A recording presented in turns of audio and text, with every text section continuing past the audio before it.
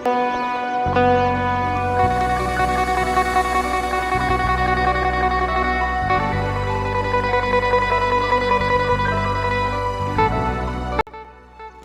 ทักทายสบายดีและสวัสดีครับพ่อแม่พี่น้องทุกคนยินดีต้อนรับเข้าสู่ซองคำแพงบ่าวลาวเนื้อคือเก่าคือเดิมเนาะพี่น้องมื้อนี้สิพาพี่น้องเฮาไปจุดสวนไปเหาะให้เหาะสวนเนาะเนื่องจากว่าเฮาจุดแล้ว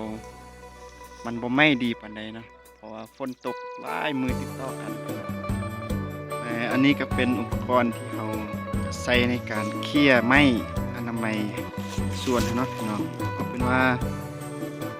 เวียกของเฮาสิเป็นจังไดนั้นเฮาไปเบิ่งนำกันเลยพี่น้องไปนะครับตอนนี้เฮาก็มาฮอดอยู่ในส่วนของเฮาแล้วเนาะพี่น้อง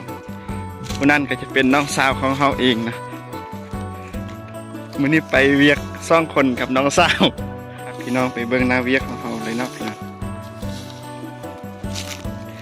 อันนี้ก็เป็นน้องสาวเขาเนาะปกติขี้ข้านแต่มื้อนี้ถือบังคับให้มาช่วยเวียกก็เลยมาด้วยความจำเป็นเนาะพี่น้องเบิ่งสภาพก็ฮู้เลยเนาะความขี้ข้านนั่นน่ะนี่จับไม้ก็ฟ้าคือสิบ่มีแฮงจักหน่อยเลย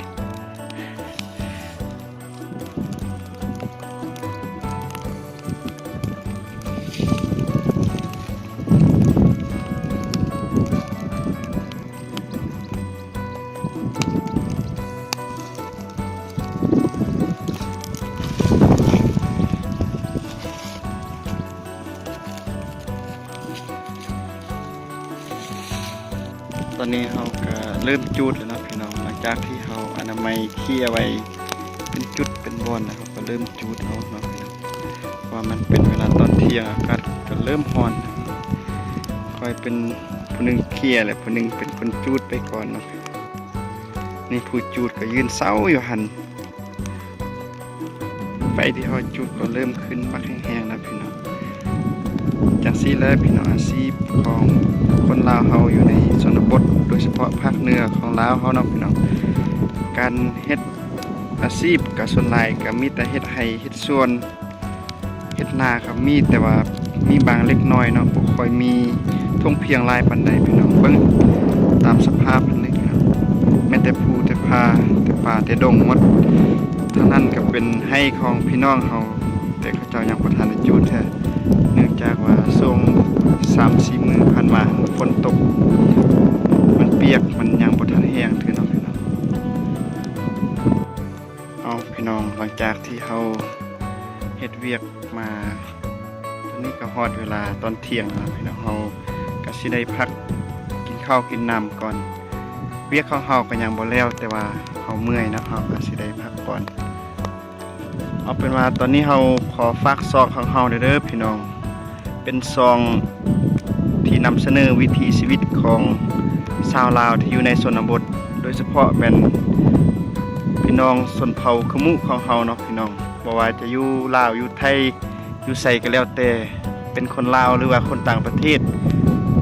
หลักๆก็เป็นพี่น้องคนลาวเฮาที่อยู่ในต่างประเทศเนาะพี่น้องถ้าว่าได้เห็นคลิปนี้ก็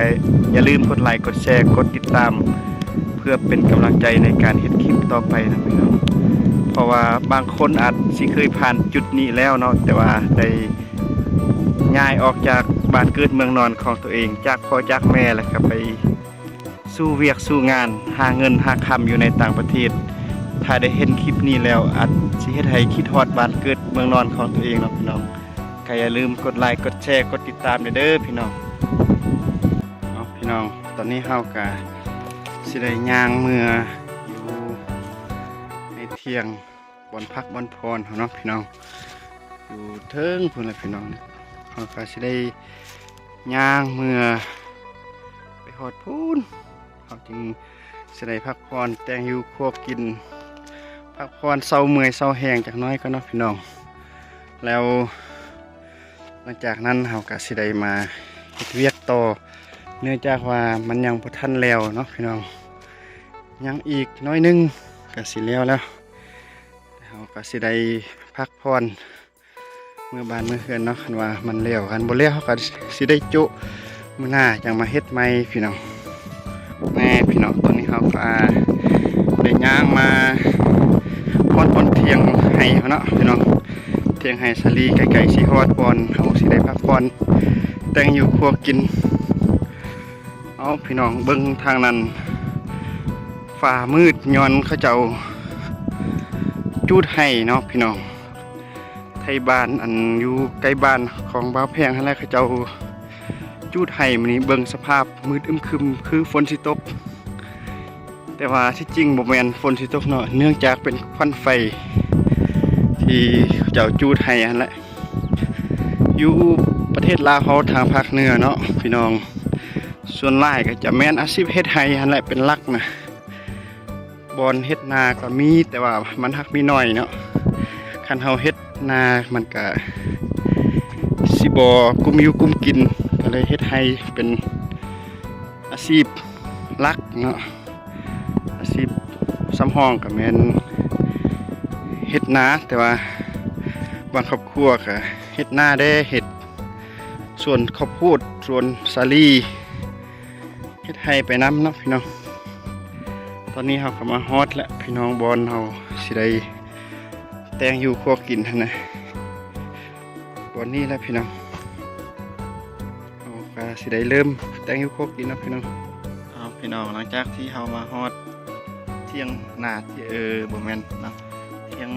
สาลีเที่ยงให้เฮาเนาะเราก็สิได้เอาดังไฟเรียบร้อยแล้วเนาะพี่น้องนี่บอลเราสิเตียงอยู่ครัวกินกับประมาณนี้เลยพี่น้องอยู่แบบอาศัยแบบธรรมชาติเอาพี่น้องใส่ฟืนใส่เตาไฟเคียงที่เฮาสิตั้งหม้อหันกะได้ใส่หินเนาะพี่น้องเราก็สิได้เริ่มข้างหม้อเนาะพี่น้องก็สิประมาณนี้แหละพี่น้องเอาเป็นว่าเฮาสิแต่งกินก่อนเนาะพี่น้องหลังจากกินข้าวกินน้ำแล้วครับสิได้ไปเฮ็ดเวียกต่อเนาะพี่น้องอันนี้ครับก็สิรอให้น้ำมันฟดเฮาจึงเอากินเอาเตรียมแต่งไว้หั่นลงใส่เนาะพี่น้องเอาพี่น้องหลังจากที่ว่าเราเฮ็ดเวียกมาหมดมือก็เอาก็สำเร็จเรียบร้อยแล้วเนาะพี่น้องตอนนี้เฮาก็สิได้กลับเมืองบ้านเมืองเฮือนแล้วเนาะพี่น้องเพราะว่าตอนนี้ก็เป็นเวลาค่อยค่ำลงแรงแล้วแต่เป็นของกำลังสิตกดินเราก็สิได้เมืองบ้านเมืองเฮือนพักผ่อนเอาแพงเนาะมื้อหน้าจังมาเฮ็ดเวียกใหม่เนาะเฮ็ดเวียกอันอื่นต่อสำหรับคนใดเนาะที่ว่ามักฮักวิถีชีวิตมักเบิ่งวิถีชีวิตก็อย่าลืมกดไลค์กดแชร์ติดตามช่องของเฮาเด้อพี่น้องเพื่อเป็นกำลังใจในการเฮ็ดคลิปต่อไปพบกันใหม่ในคลิปหน้าสำหรับมื้อนี้ขอกล่าวคำว่าสบายดี